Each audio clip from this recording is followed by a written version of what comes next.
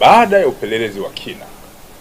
Na nikisema upelelezi wa kina, ninamaanisha upelelezi wa kitaalamu ambao unahusisha pia mamlaka zingine za kisayansi.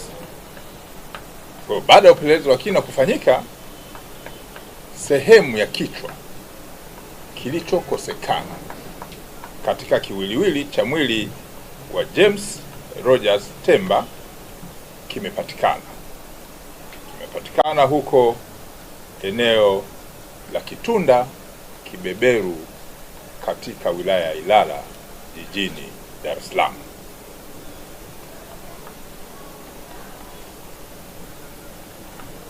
Sehemu ya kichwa hiki kimekutwa kikiwa kimefukiwa ardhini na waliotekeleza uhalifu ule.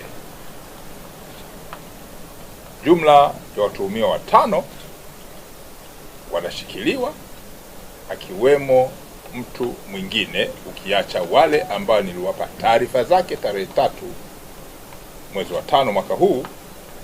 Leo tarehe 13 ameongezeka mtuhumiwa mwingine ambaye amefahamika kwa jina la Saidi Ali au maarufu kama Side. Huyu ni Mzigua mwenye umri wa miaka 31 ambaye ni mganga wa kienyeji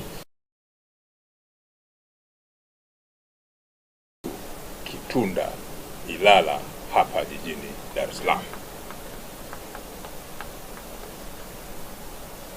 Taratibu za kisheria zinakamilishwa ili mamlaka zingine za kisheria ziweze kuendelea na hatua zingine za kisheria. Jeshi la Polisi Kanda Maalum ya Dar es Salaam linaendelea kuwashukuru kwa dhati wananchi na mamlaka zingine za kisheria za uchunguzi wa kisayansi.